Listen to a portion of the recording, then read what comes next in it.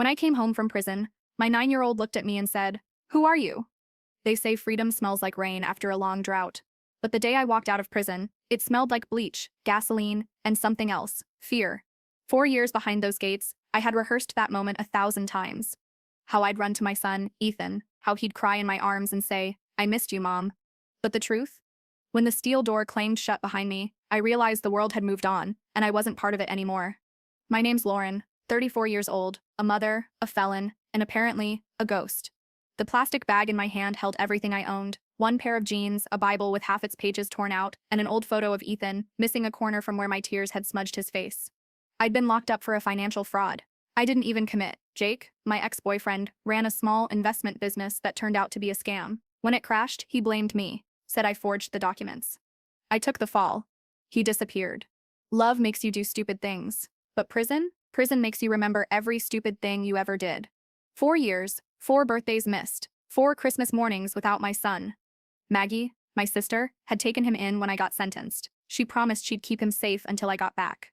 She sent me pictures once in a while, but over time, the envelopes stopped coming. The last one was 3 years ago, a blurry school photo of a little boy with the same blue eyes as mine. I'd memorized that face before bed every night.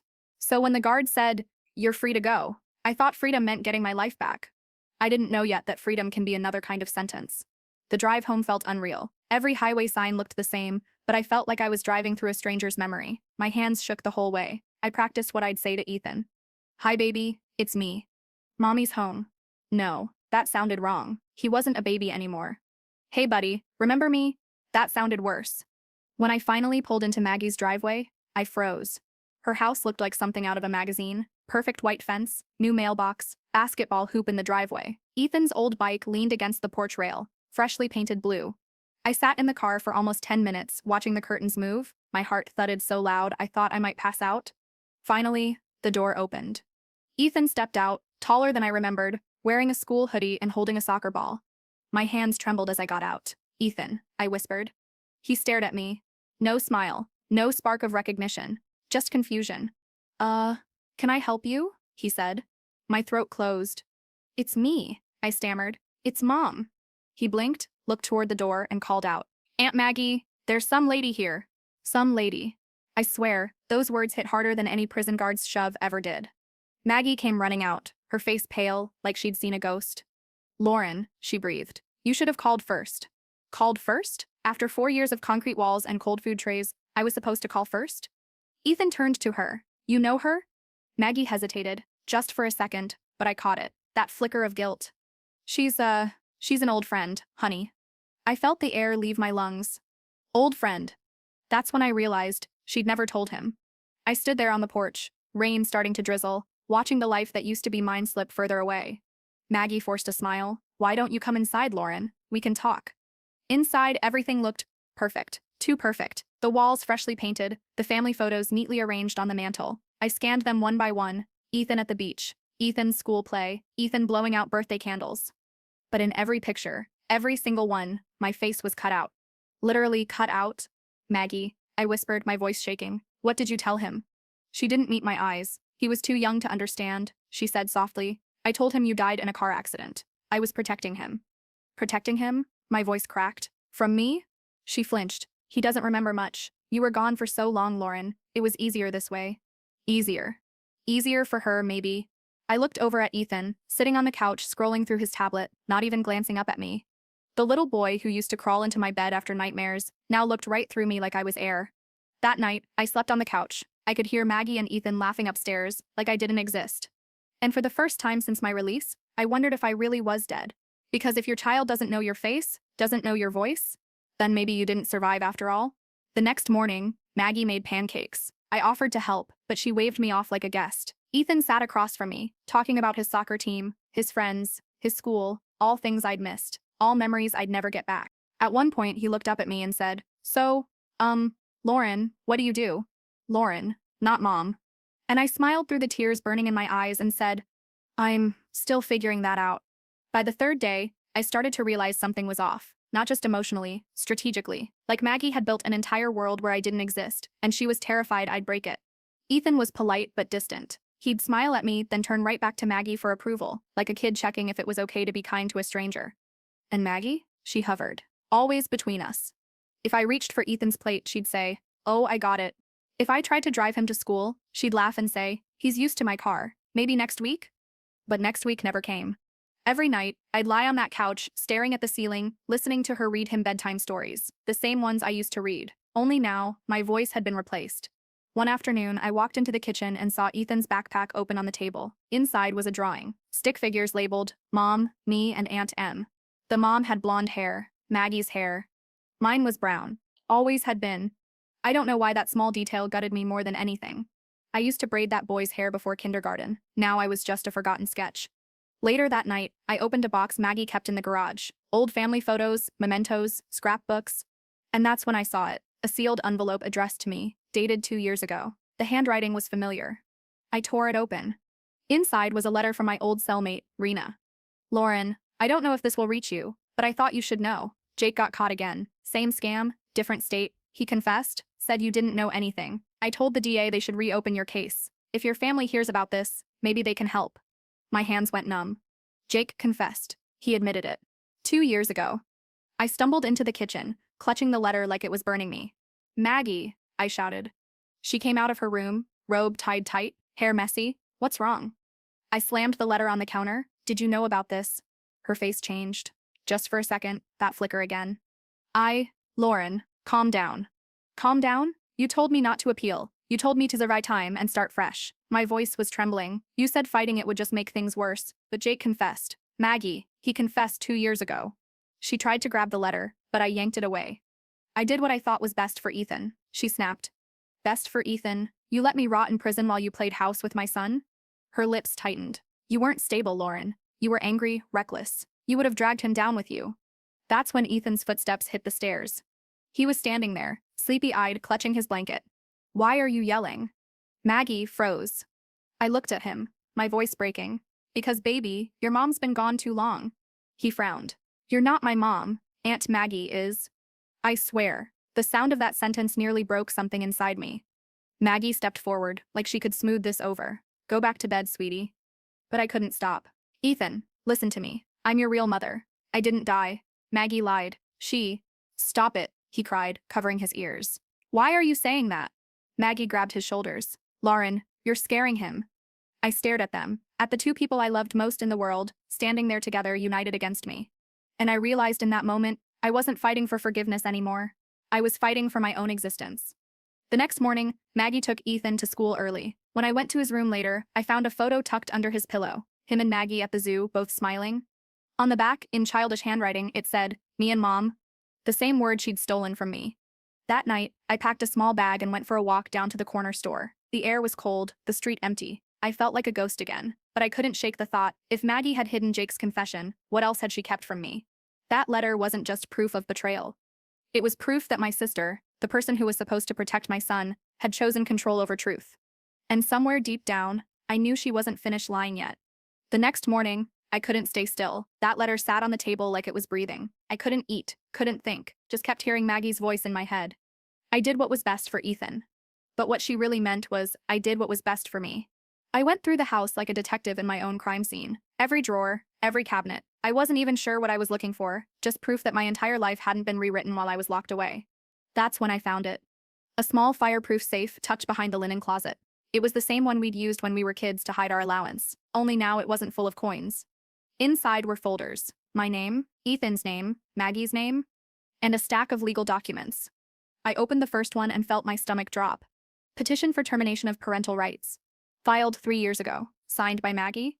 Approved by a judge. She had legally erased me. I couldn't breathe. The date on the document was only months after Jake's confession. She hadn't just hidden the truth. She'd used it to make sure I could never come home again. My phone buzzed in my pocket. It was a text from Maggie. "Don't go through my things. We'll talk tonight." I stared at the message, my hands shaking. She knew. Somehow she knew. I didn't wait for night. I grabbed the folder, got in my car, and drove straight to Ethan's school. I had to see him. I didn't care what Maggie said. But when I got there, he wasn't in class. The teacher said he'd left early with his mom. My heart stopped. Maggie had taken him. I called her over and over. No answer. Then finally, one text. "Don't come near us until you calm down." I drove back to the house like a maniac. Her car was gone. The safe was empty. The letter from Rena, gone too. That's when I realized she was trying to bury me again.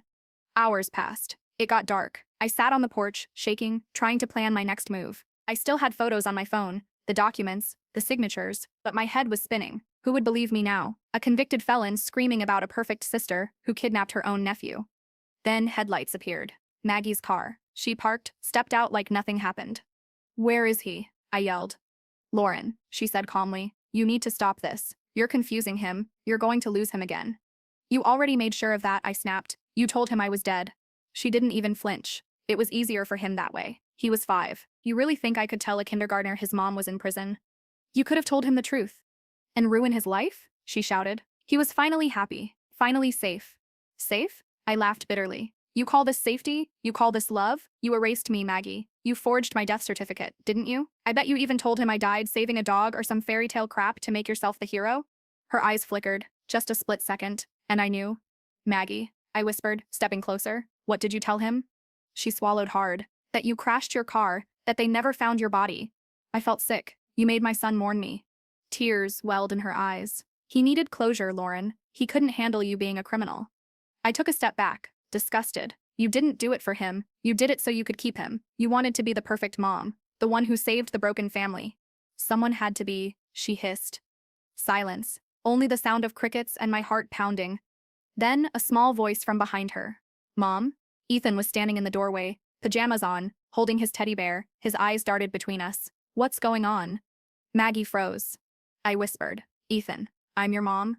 He frowned. "You said my mom died." "I didn't die," I said softly, tears burning my face. "I went away, but I came back for you." He looked at me for a long time, then at Maggie. "Is she lying?" Maggie opened her mouth, but no sound came out. "Tell him the truth," I demanded. Her hands trembled. "Ethan, honey, I was just trying to—" He backed away. "You lied to me?" "Sweetheart, please." He dropped the teddy bear and ran out the door into the night. "Ian!" I screamed, chasing after him. The sound of thunder cracked in the distance. The first drops of rain hit the pavement. Maggie's voice behind me, panicked now. "Lauren, wait." But I was already running, because no matter what she'd done, no matter how much she'd stolen, that boy was still my son, and I wasn't losing him again. The rain came down like the sky was trying to wash the world clean, but some stains don't wash off, not the kind that live inside families. I was barefoot, sprinting through puddles, calling Ethan's name until my throat burned. Lightning lit up the street in flashes. Every mailbox, every tree trunk looked like it was watching me. "Maggie," I yelled behind me. Which way would he go? She was crying, stumbling through the rain. "He always runs toward the woods when he's scared, by the creek." That creek was a nightmare waiting to happen. The current swelled fast during storms. One wrong step and you'd be dragged under in seconds. I didn't stop to think. My feet slapped against the mud as I followed the path through the trees, flashlight shaking in my hand, branches clawed at my arms, rain mixing with tears. "Ethan." No answer, only thunder. And then, a sound, faint, muffled. "Mom?" I froze, my heart almost stopped. That word, for the first time in years, he'd called me that. I turned toward the creek. The beam of my flashlight caught movement, a small figure clinging to a fallen branch in the rushing water. "Ian," I screamed. "Hold on, baby. I'm coming." I tossed my phone, my jacket, everything. The water was freezing, biting my skin like knives. I fought against the current, lungs burning, my arms heavy with panic and adrenaline. "Mom, I can't—" "Don't let go," I shouted. He was shaking, his fingers slipping on the wet bark. One more second, and the current would take him. I grabbed the branch, wrapped my arm around it, and pulled him toward me. He kicked and cried, water splashing into my mouth. "I've got you," I gasped. "I've got you." The current tried to drag us both down, but I dug my feet into the mud, screaming until my throat tore. Somehow, I don't even know how. I pulled him to the bank and collapsed on top of him, both of us trembling and soaked. He was crying into my chest, coughing, clutching me like his life depended on it. Maybe it did. "I thought you were gone," he sobbed. "I'll never be gone," I whispered. "Not ever again." Then I heard footsteps. Maggie appeared, drenched, mascara streaked, her face pale as death. She fell to her knees beside us. "Oh God," she cried. "I thought—" "Don't," I said sharply, still holding Ethan. "Don't you dare." She covered her face, sobbing. "He called for you," she whispered. "Not me." For a long time, none of us spoke. The rain softened to a drizzle, the storm passed, leaving nothing but the sound of the creek and the quiet truth hanging between us. Maggie finally looked up, her voice broke. "I'm sorry, I was trying to protect him, but maybe I was protecting myself." I just nodded, too exhausted to hate her, too relieved to care. Ethan pulled back slightly and looked at me, His lips trembled, but this time when he spoke, it wasn't confusion, it was certainty. You're my mom. And in that moment, every wall, every lie, every prison cell that ever held me shattered. The days after the storm felt like a dream I couldn't wake from. Ethan was safe, asleep in his room, but my mind wouldn't rest. I kept hearing Maggie's voice from that night. I was trying to protect him. Protect him from what? From me? Or from the truth? Something wasn't adding up. The night I was arrested, the police report said drugs were found in my car, drugs I'd never seen before. I'd always wondered who set me up. And now, with Maggie's guilt in her eyes and her hesitation to talk, I couldn't stop thinking, what if it wasn't random? What if someone wanted me gone? I waited until the house was asleep. The storm had passed, but another kind was building inside me. I walked quietly to the living room, my heart pounding, and opened the drawer of Maggie's desk. She never let anyone near it. Bills, receipts, and then a small brown envelope. No name, no label. Inside were a few photos and a flash drive. The photos stopped my breath. Me, years ago, handcuffed, being led away, and in the background, Maggie, standing next to Officer Crane, the same cop who testified against me in court. Her hand was on his arm, smiling. I felt like the floor vanished beneath me. I plugged in the flash drive. There were recordings, phone calls. One of them started with Maggie's voice. Just make sure she's in that car by midnight. She always takes that route after work. She won't see it coming. Then the officer replied, cold, matter of fact. You'll get your part once it's done. You sure you want this? Maggie's whisper was almost lost under static. She doesn't deserve him. She doesn't deserve Ethan. My stomach twisted. I couldn't breathe. The woman I trusted, the one who'd raised my son while I rotted behind bars, the one who'd held me at my lowest, was the reason I'd lost everything. My hands shook as I slammed the laptop shut. Rage burned through me like fire under ice. Every memory with her, every smile, every fake tear, replayed like a movie of betrayal. The floorboard creaked behind me. Maggie, I said quietly, not turning around. How long have you been standing there? Her voice came out low. Long enough.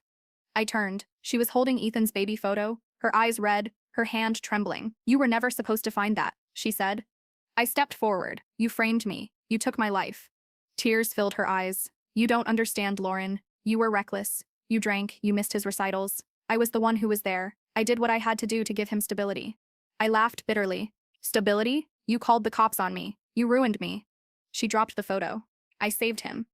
The silence that followed was deafening. The woman in front of me wasn't the same Maggie I'd once called my sister. She was someone else, desperate, cornered, unhinged.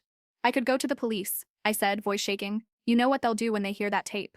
Her eyes darkened. No, you won't. Because if you do, you'll lose him again. Ethan loves me. To him, I'm mom. My body froze.